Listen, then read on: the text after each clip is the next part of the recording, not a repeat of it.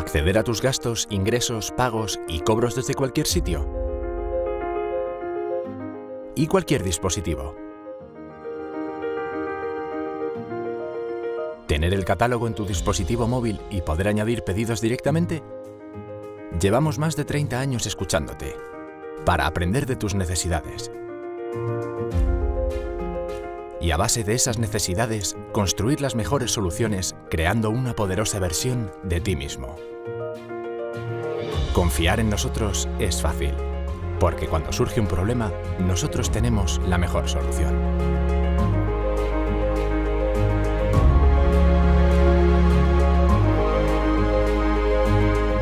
Si lo puedes imaginar, lo podemos crear.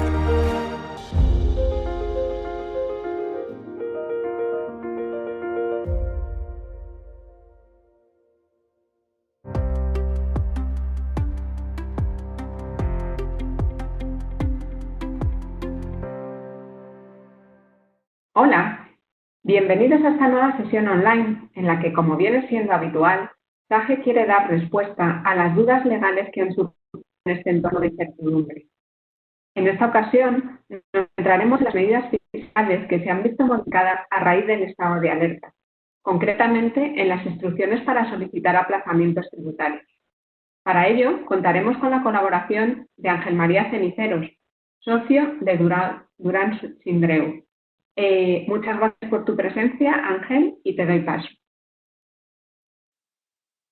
Hola a todos, gracias a Sage y a Lefebvre por la posibilidad de compartir con todos ustedes las modificaciones que se han incorporado en cuanto a la tramitación de los aplazamientos, que es un tema sumamente importante y la verdad es que está planteando numerosas dudas que intentaremos despejar a lo largo de la siguiente sesión. Desde un punto de vista práctico, el planteamiento que les he preparado, lo tienen aquí recogido en esta primera diapositiva, tiene que ver en un primer momento con un análisis de la situación existente con anterioridad a lo que es la modificación importante operada por el Real Decreto Ley 7/2020, a los efectos precisamente de intentar vislumbrar cuáles son las dudas que se están planteando desde un punto de vista práctico de la aplicación de estos aplazamientos. Una vez analizado el marco previo, comentaremos con más profusión lo que son las modificaciones específicas, que es lo que entiendo a todos ustedes más ocupa y preocupa, y a partir de aquí lo que haremos es un análisis de la tramitación práctica en cuanto a la tramitación de la solicitud de este aplazamiento de fraccionamiento, explicando cuáles son los pasos que se tienen que dar y cuáles son los requisitos específicos que la propia Administración Tributaria, en alguna nota que ha publicado recientemente, nos ha hecho saber. Y acabaremos en la última parte de la sesión con la resolución de las posibles preguntas que ustedes hayan podido plantear. Sin más dilación, comenzamos con este primer análisis del marco regulatorio aplicable.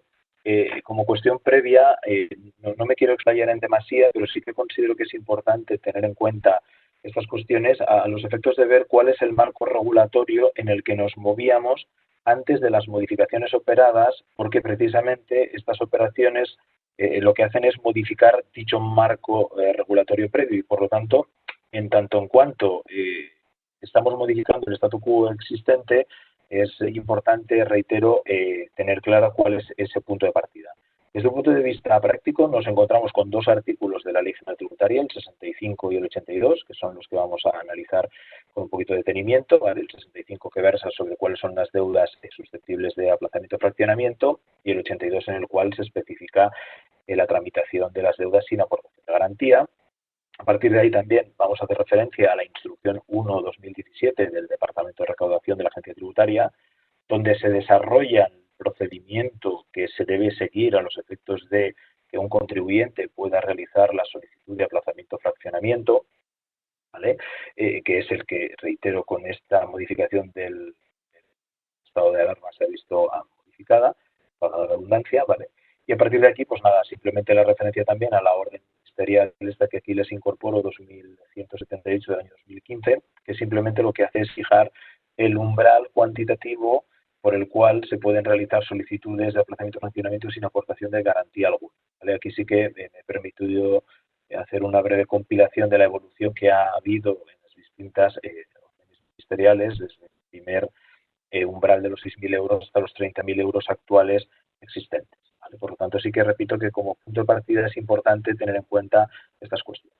Lo que les apuntaba ahora mismo. Desde un punto de vista práctico, el artículo 65 de la Ley General Tributaria establece con carácter general que todas las deudas son susceptibles de ser aplazadas con independencia de que estén en voluntaria o en ejecutiva, es decir, con independencia de que tengamos el procedimiento en fase voluntaria y por lo tanto no se ha generado ningún recargo, o bien en el momento en el cual ya se ha cumplido el plazo voluntario y por lo tanto automáticamente ya se están generando los recargos ejecutivos correspondientes. Es decir, la idea general que establece la Ley General Tributaria es que cualquier deuda es susceptible de ser aplazada o fraccionada. Ahora bien, hecha esa primera afirmación maximalista, lo que a continuación se detalla por el propio artículo, al cual me estoy refiriendo ahora, es una serie de deudas que no pueden ser objeto de aplazamiento en ningún caso. Dentro de todas las que aparecen, he marcado con verde precisamente las que son más interesantes porque han sido objeto de modificación por ese Real Decreto Ley 7/2001. En particular, y lo que es sumamente trascendental, son las obligaciones de las retenciones, tanto de rendimientos de trabajo como el capital inmobiliario y capital mobiliario, todo lo que tiene que ver con los pagos fraccionados en el impuesto sobre sociedades y también en el impuesto de las rentas de personas físicas, y lo que aquí he puesto en cursiva de las derivadas de tributos que deban de ser legalmente repercutidos, salvo que se justifique debidamente que las cuotas repercutidas no hayan sido efectivamente pagadas, que se refiere exclusivamente al impuesto del valor añadido. Las cuotas del IVA que han sido repercutidas en tanto en cuanto han sido devengadas, pero que no han sido efectivamente cobradas por parte del empresario profesional que las ha realizado. Es cierto que el artículo 65 sí que se refiere a otras deudas, pero desde un punto de vista práctico, reitero, nos vamos a quedar exclusivamente con estas tres a las cuales me acabo de referir ahora. Todo lo que tiene que ver con retenciones de trabajo, capital inmobiliario, pagos fraccionados en IRPF, pagos a cuenta del impuesto sobre sociedades y el impuesto del valor añadido. Expresamente, en la situación previa, estas deudas no son objeto de aplazamiento, fraccionamiento. Por otro lado, el artículo 82 lo que establece es, desde un punto de vista práctico, regular cuáles son las garantías que se deben aportar a los efectos de tramitar esos procedimientos de aplazamiento o fraccionamiento. Con carácter general, simplemente también, porque todos seamos conscientes, el requisito o el elemento básico que establece la normativa son los avales bancarios, en tanto en cuanto, pues, desde esta perspectiva, la garantía de cobro es absoluta por parte de la Administración tributaria, y caso de que no se pueda conseguir ese aval bancario, sí que la normativa establece otros medios de garantía subsidiarios, como pueden ser las hipotecas, prendas, fianzas, etcétera. Porque en la instrucción, que comentaremos un poquito más adelante, están más detalladas. Lo que este artículo 82 incorpora expresamente es la posibilidad de que se produzca, se conceda una dispensa total o parcial de esas garantías en los supuestos en los cuales nos encontremos que están expresamente indicados a continuación. O bien que el importe de la deuda sea inferior a una cuantía determinada, esto es la referencia a la cual hacía alusión ahora en la orden ministerial de los 30.000 euros, cuando el obligado no disponga de bienes suficientes y el posible ejercicio de del pago de la deuda pues pueda comportar un perjuicio económico importante y por tanto se esté poniendo en peligro la viabilidad del cobro por parte de la Administración tributaria de ese crédito, o, tercer supuesto, en los demás casos contemplados por la ley.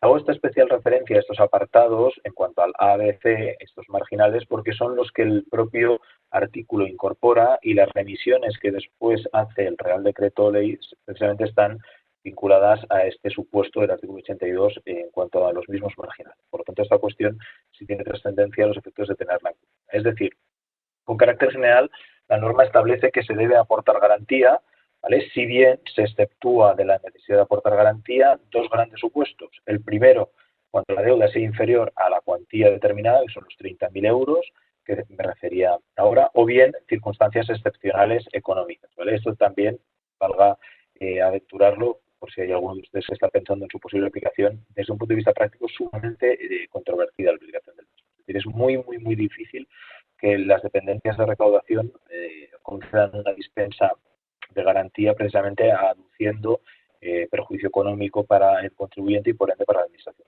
¿vale? Es un tema que es sumamente difícil de encontrar, ¿vale?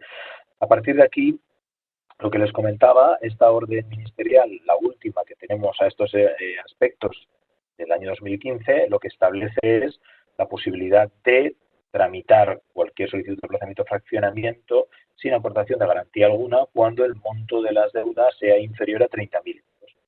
Y esta orden lo que hace también es intentar detallar cuál es el cálculo a los efectos de determinar el principal, es decir, cómo se compone o de qué elementos se componen esos 30.000 euros a los efectos de la dispensa de la aportación de garantía. ¿Vale? Pues aquí, desde el punto de vista práctico, es importante que el monto total de los 30.000 euros se refiere a todas las deudas que el contribuyente tenga con la Administración tributaria, con independencia del estadio en el cual se encuentren. Es decir, a los efectos de computar 30.000 para ver si tengo que aportar o no aportar garantía, se deben tener en cuenta las deudas que están generando la solicitud específica, aquellas otras deudas cuya solicitud se haya realizado pero todavía no tengamos una contestación expresa por parte de la Oficina de Recaudación, así como las deudas pendientes que sí están reconocidas, es decir, todas las deudas que yo tenga con la Administración tributaria con independencia del estadio en el cual se encuentre. ¿Vale?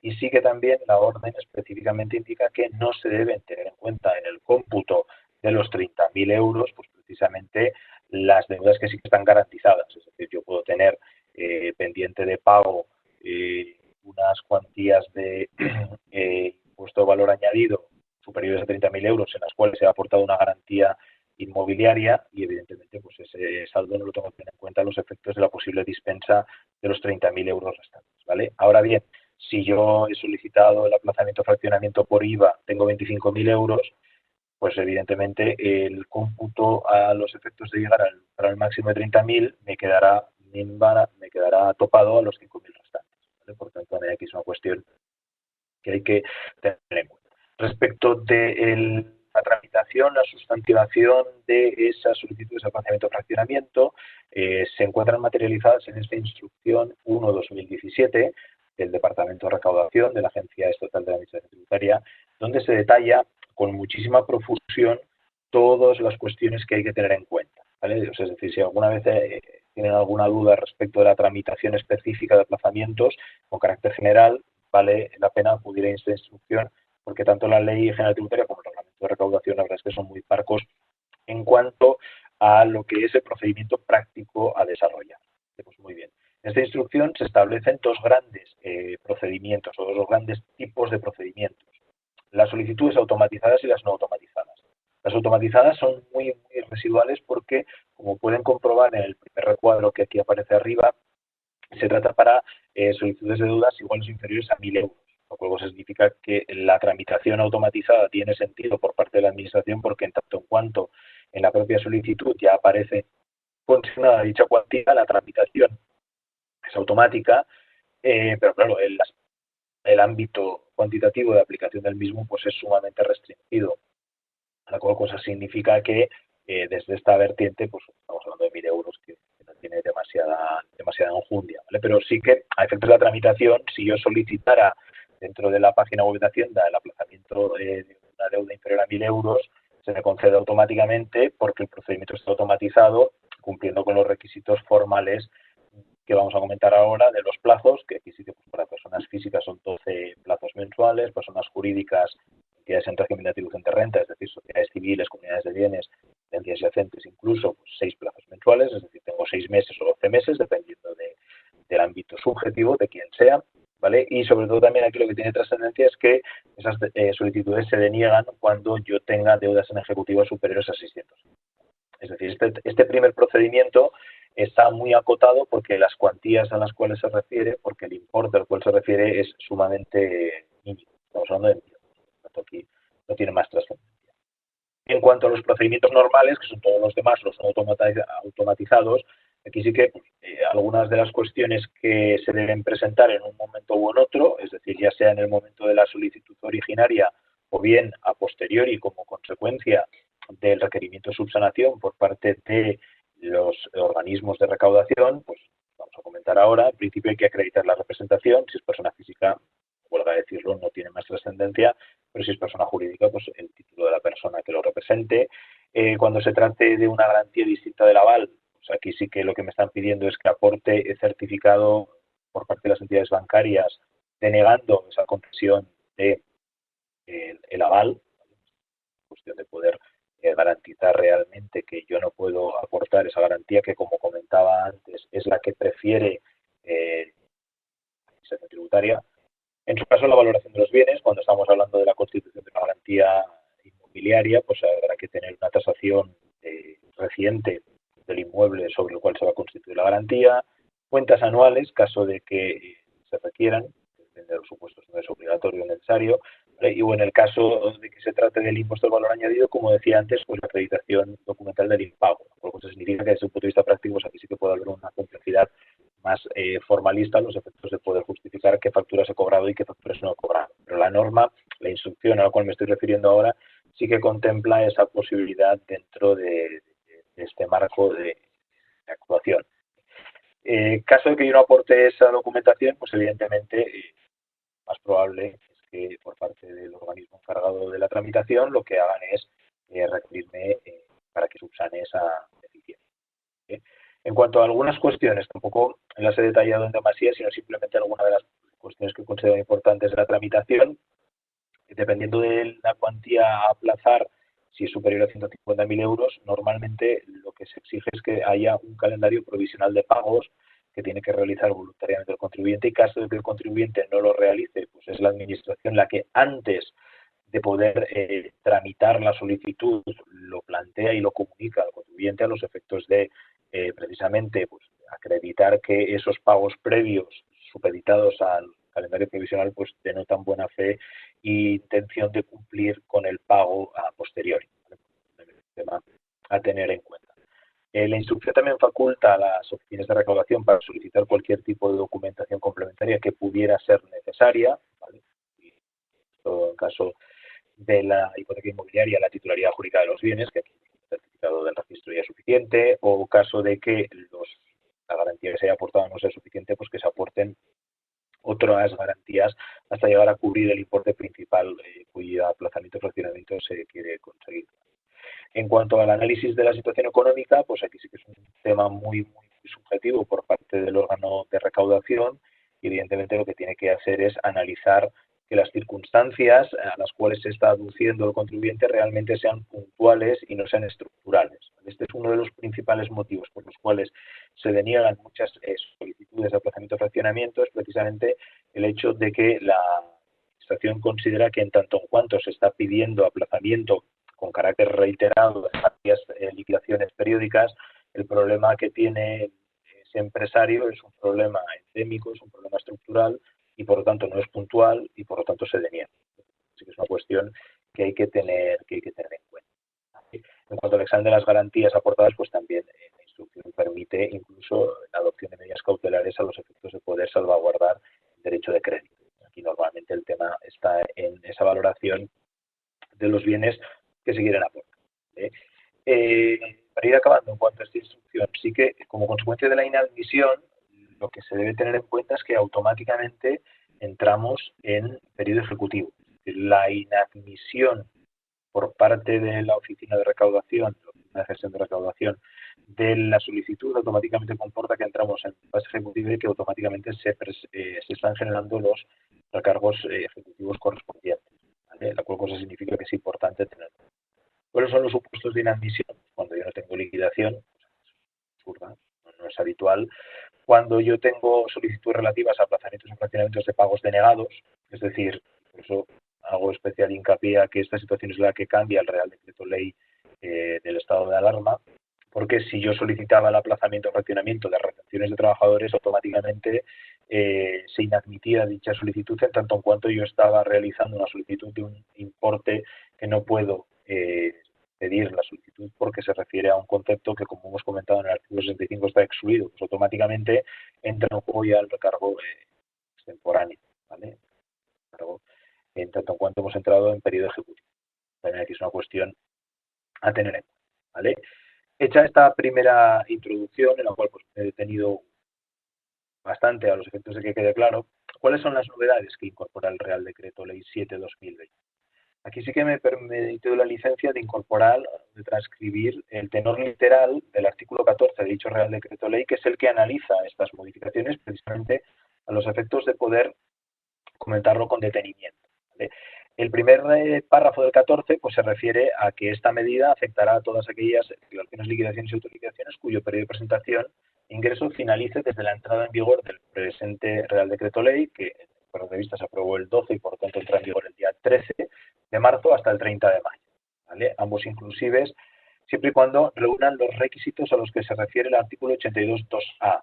Este 82.2a es al que yo me refería en la diapositiva anterior del artículo 82, es cuando el importe sea inferior a los 30.000 euros, ¿vale? Por lo tanto, sí que se está refiriendo a todas las declaraciones y liquidaciones que se tengan que presentar desde el 13 de marzo hasta 30 de mayo, siempre y cuando estemos hablando de importes inferiores a 30.000 euros, porque la referencia a la cual está remitiéndose este primer párrafo del 14 del Real Decreto es el artículo 82. Ya sé que puede parecer una especie de jeroglífico, pero es que la remisión aquí tiene mucha trascendencia.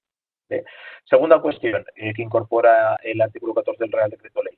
Este aplazamiento es aplicable a los marginales del 65, a los cuales me he referido antes, es decir, a retenciones y pagos fraccionados, IVA y pagos a cuenta de impuestos sobre sociedades. Las letras B, F, G del 65, cuya situación previa, como hemos comentado ahora mismo con más detenimiento, eran conceptos impositivos que no se podían aplazar. Muy bien. Este aplazamiento extraordinario que se concede por estos conceptos impositivos, ¿vale?, solamente afecta a aquellas entidades, a aquellas personas físicas cuyo volumen de operaciones sea inferior a 6 millones de euros, redondeo, en el año 2019. ¿Vale? O sea, es decir, está pensado en pequeña empresa y en autónomos, en tanto en cuanto se está fijando un umbral de los 6 millones el año anterior. ¿Esto qué significa? Pues que si mi volumen de facturación del año 2019 fue de 10 millones de euros, esto que estamos comentando ahora automáticamente decae. Es decir, no es de aplicación esta medida excepcional y por lo tanto nos tendremos que remitir a la normativa general. ¿Vale? Hecha esta salvaguarda, ¿cuáles son las condiciones del aplazamiento? Aquí sí que el artículo 14 lo que nos dice es que el plazo será de 6 meses, entendiéndose como que lo que yo tenga que pagar en las declaraciones de liquidaciones generadas a partir del 13 de marzo se posponen 6 meses, ¿vale? Por lo tanto tenemos un plazo único a 6 meses, ¿vale? Y también se incorpora expresamente la no generación de intereses de demora durante los 3 primeros meses de aplazamiento. Es decir, en la medida en la cual el periodo que se establece de pago es único a 6 meses, me conceden 3 primeros meses sin intereses, pero a partir de dicho momento, por el mes 4, 5, 6, sí que habrá intereses de demora en función del interés legal del dinero. Con ello, y trasladando lo que dice el artículo a las conclusiones en esta diapositiva, pues lo que comentábamos, solamente se aplica esta medida a pymes y autónomos, se concede un aplazamiento único a 6 meses, sin devengo de intereses en cuanto a los 3 primeros meses, y sobre todo se pueden aplazar deudas sin garantía hasta 30.000 euros por estos conceptos que hemos comentado, que en un principio no eran susceptibles de aplazamiento. El Real Decreto Ley también, en otros artículos, lo que hace es establecer las prórrogas de los periodos de pago de procedimientos de recaudación abiertos. Es decir, además de esta medida, que es la que estamos comentando ahora y que vamos a desarrollar en el apartado siguiente desde un punto de vista práctico, también se adoptan otras medidas posponiendo los periodos de pago hasta que salgamos de la circunstancia del estado de alarma. Pues todos los trámites de pago que se tenían que haber realizado desde en vigor del Real Decreto como consecuencia de notificaciones previas al 18, pues directamente aquí, 18 de marzo, perdón, a partir de aquí sí que se han prorrogado en un primer momento hasta 30 de abril. Es decir, si yo tenía un aplazamiento de fraccionamiento concedido y tenía que haber satisfecho el pago el 25 de marzo, pues automáticamente ya no me lo han cargado en cuenta. Lo que se ha hecho es posponer el pago al 30 de abril, a la espera también de que pueda haber ulteriores modificaciones, ¿vale? O sea, esto sí que simplemente como compilación. Entrando específicamente en lo que es la tramitación de este aplazamiento específico, ¿vale? Aquí sí que lo primero que tenemos que hacer, evidentemente, es presentar presentar la declaración de liquidación correspondiente, en el sentido de que pues, tengo que presentar las retenciones de trabajadores de este primer trimestre, pues lo primero que tengo que hacer es presentar el modelo 111, el modelo 115 o el modelo que fuere. Es decir, primero presento el modelo y lo que tengo que hacer es marcar la casilla del reconocimiento de deuda. Es decir, yo no voy a domiciliar el pago, yo no voy a adeudarlo en cuenta, yo no voy a pedir en RC, sino lo que hago es reconocimiento de deuda. Una vez que ya tengo presentada la declaración de liquidación correspondiente con este reconocimiento de deuda, ¿vale? Yo tengo dos maneras, dos posibilidades de realizar la solicitud del aplazamiento, ¿vale?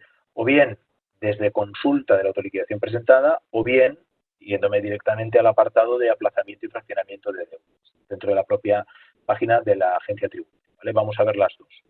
Desde un punto de vista de la primera alternativa, en cuanto a lo que es la consulta de la declaración presentada, pues automáticamente se hable este desplegable a los efectos de realizar la solicitud de aplazamiento desde la propia consulta.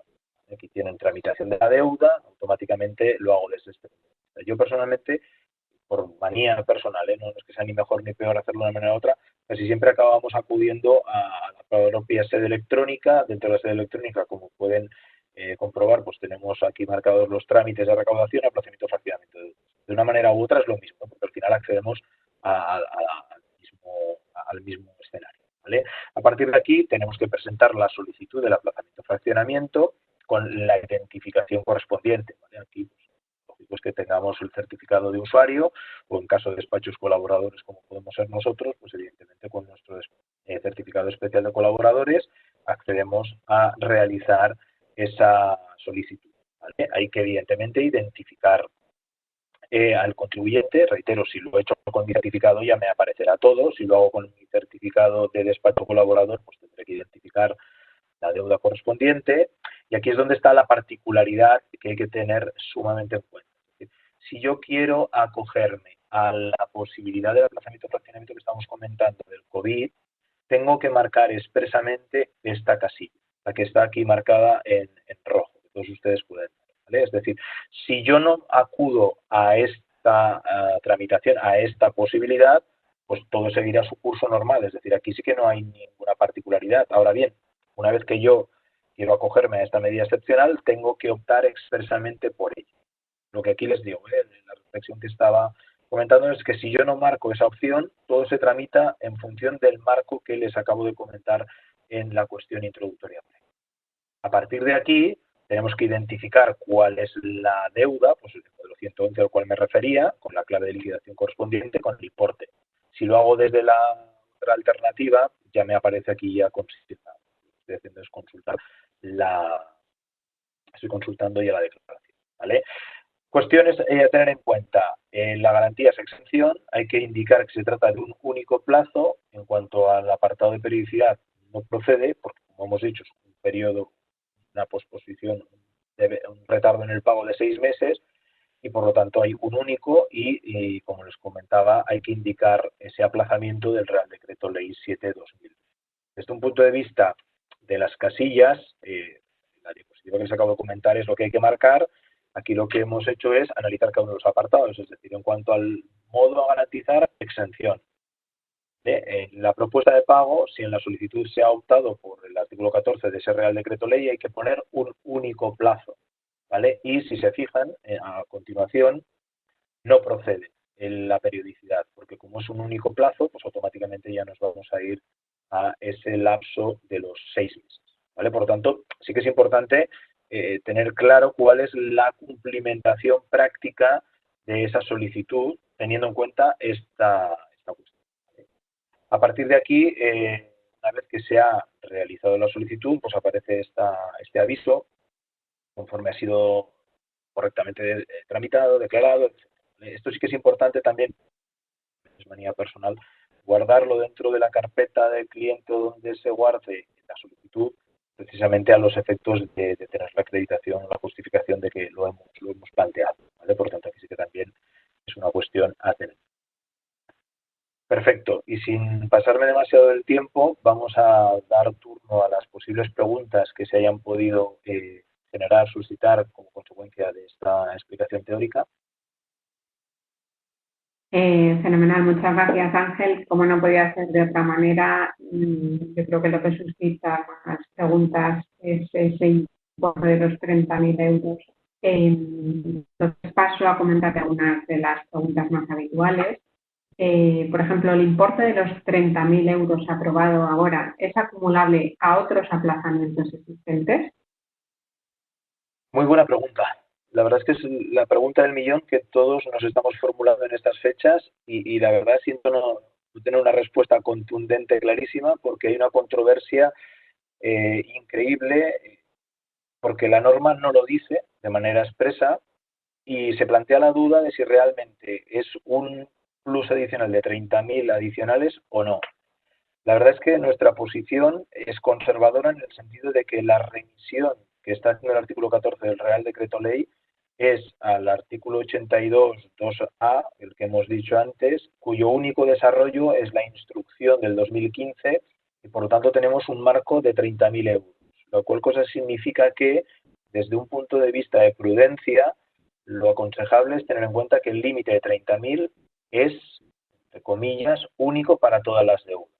Y por lo tanto lo que podemos concluir es que lo único que ha hecho este Real Decreto es ampliar los conceptos impositivos a los cuales se puede aplicar el aplazamiento de fraccionamientos en garantía.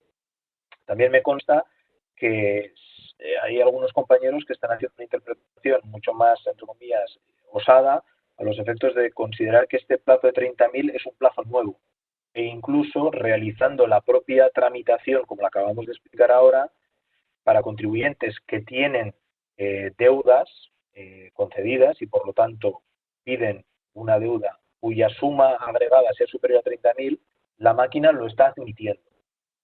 ¿Ello qué comporta? Pues que si yo tengo aplazados 15.000 y quiero aplazar ahora 20.000, si hago toda la solicitud tal y como lo acabamos de explicar ahora mismo, la página web de Hacienda lo está admitiendo. Entonces, estos compañeros interpretan que en tanto en cuanto la propia página de Hacienda lo admite, te están reconociendo que es otro plazo de 30.000. Yo en este caso intentaría hacer algún escrito aclarando que yo he presentado la solicitud acogiéndome a lo expresamente dispuesto por el COVID, pero que desde esa perspectiva considero que son dos periodos de 30.000 para que cuando menos lo tengan en cuenta, ¿vale? O sea, es decir, me gustaría poder afirmar que son dos límites independientes de 30.000 euros, pero sinceramente hay numerosas dudas al respecto, por lo tanto es una cuestión de ser prudentes. Bien, perfecto. Vamos a por la segunda pregunta, también en torno a estos 30.000 euros, que evidentemente están suscitando mucha controversia. El importe de los 30.000 euros aplazables por el Real Decreto Ley 7/2020 es para cada declaración del contribuyente o, por el contrario, es total por contribuyente. Esta sí que desafortunadamente la respuesta la tengo clarísima, es total por contribuyente. O sea, es decir, no es un límite de 30.000 por declaración, sino es un límite de 30.000 por contribuyente. Vale, respuesta clara, meridiana. Vamos a por otra pregunta. ¿El aplazamiento específico aprobado para el COVID-19 se puede pagar antes de los 6 meses? Sí, en principio sí. O sea, lo que hemos comentado es que este aplazamiento específico me establece un pago único a 6 meses. Pero ello no obsta para que yo en cualquier momento pueda acudir a la oficina de recaudación a solicitar una carta de pago. Por lo tanto, lo puedo pagar en cualquier momento. Por aquí sí que algunos clientes lo plantean en el sentido de decir, bueno, pues como solamente me exoneran de intereses los 3 primeros meses, pues transcurrido dicho periodo, yo quiero pagar, ¿vale? Pues en ese caso tendremos que acudir a la oficina de recaudación correspondiente para pedir la carta de pago y proceder al pago del mismo sin interés aún. Eso se puede hacer, no hay ningún inconveniente. Ya, por último, nos hará la pregunta que es, ¿qué pasa con los aplazamientos ya tramitados y concedidos cuyo vencimiento se produzca tras la entrada en vigor del estado de alarma? Vale, este caso lo hemos apuntado también brevemente en la explicación. En estos casos, los que yo ya tenía concedidos tramitados, directamente pues el periodo de pago se me está prorrogando cuando menos hasta el 30 de abril. ¿Vale? En función de si el vencimiento ya era previo a la entrada en vigor o no cerrar el decreto ley, pues nos vamos a ir hasta el 30 de abril automáticamente retraso en el pago de la... Ujú. Perfecto, pues con esta pregunta finalizaríamos la sesión. Espero, bueno, doy las gracias sobre todo a Ángel por su clarísima exposición y gracias a todos ustedes por haber asistido a esta sesión. Esperemos que pueda resultar muy útil.